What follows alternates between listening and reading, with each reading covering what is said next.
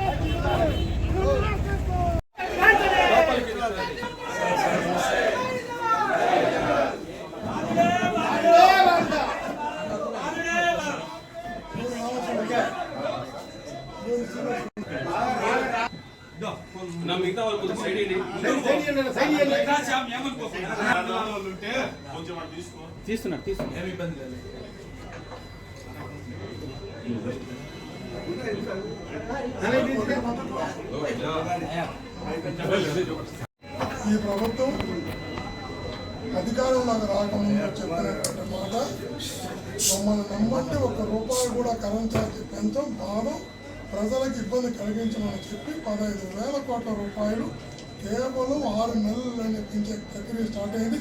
ఇది కొనసాగింపు జరుగుతుంది. ఇది ప్రజలకు నిజంగా కూడా చాలా నష్టదాయకం, చాలా ఇబ్బందికర పరిస్థితి.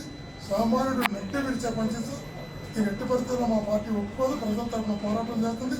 ఈ రేట్లు తగ్గించేంత వరకు, ప్రజలకు న్యాయం జరిగేంత వరకు వైఎస్ఆర్ కాంగ్రెస్ పార్టీ ప్రజల వెంట జగన్మోహన్ గారి నాయకత్వంలో పనిచేస్తుందని తెలియజేస్తుంది. చాలా ఇబ్బంది పడుతున్నారు. వ్యవసాయ కనెక్షన్లు ఎంత త్వరగా ఇవ్వగలిగితే ఈరోజు ఆంధ్రప్రదేశ్లో మాట తప్పినటువంటి పరిపాలన కొనసాగుతోంది. ఇచ్చిన మాటకు విలువైనటువంటి పరిపాలన కొనసాగుతోంది. ప్రజలు నడ్డు విరిచే పాలన కొనసాగుతోంది. ఈ వర్గం ఆ వర్గం అనే తేడా లేకుండా అన్ని వర్గాలకు, అన్ని కులాలకు నడ్డు విరిచేటటువంటి పాలన కొనసాగిస్తున్నారు. ఒక విషయంలో మెచ్చుకోవాలి, అన్ని కులాలను, అన్ని వర్గాలను, అన్ని ప్రాంతాలను సమానంగా బాధుడు చేస్తున్నారు. ఆటోమేటిక్ సమన్యాయం పాటిస్తున్నారు.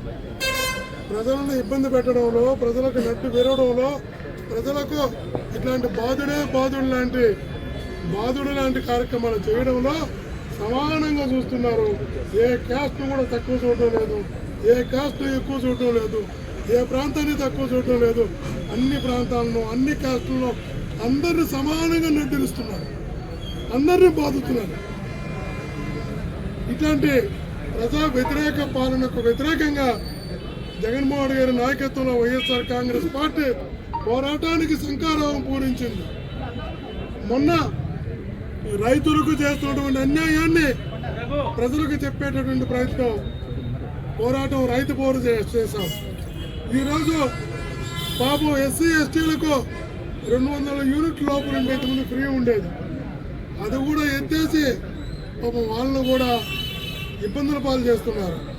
ఈరోజు విద్యుత్ పోరు చేస్తున్నాం. రేపు 3వ తేదీ విద్యార్థుల పక్షాన మా పార్టీ పోరు చేయబోతుంది. ఇకపై మా పార్టీ ప్రజా ఉద్యమ పార్టీగా ప్రజల కోసం పోరాటాల్లో నిమగ్నమై ప్రజలకు న్యాయం చేసేంత వరకు పోరాటం కొనసాగిస్తుంది. ఈరోజు ఈ విద్యుత్ ఛార్జీలు కేవలం 6 నెలల్లోనే 15,000 కోట్ల రూపాయలు ప్రజలపైన భారం మోపారు. ఇక్కడ ఆపుతారంటే ఆపే ఉద్దేశంలో లేరు. నెల నెల పెంచుకుంటూ పోతారంట. అంటే చివరికి ప్రజలు కరెంటు లేనటువంటి, కరెంటు వాడాలంటే భయపడే పరిస్థితికి ప్రజలు తీసుకొస్తున్నారు. ఇలాంటి పాలనకు వ్యతిరేకంగా వైఎస్ఆర్ కాంగ్రెస్ పార్టీ గట్టిగా ప్రజాఉద్యమం ప్రజల పక్షాన నిలబడి పోరాటం చేస్తుంది అని మీ ద్వారా తెలియజేసుకుంటారు. మరిన్ని వీడియోస్ కోసం ఛానల్ ని సబ్స్క్రైబ్ చేయండి. లేటెస్ట్ అప్డేట్స్ కోసం వాట్సాప్ ఛానల్ ని ఫాలో అవ్వండి. ఆ లింక్ డిస్క్రిప్షన్ లో ఉంది.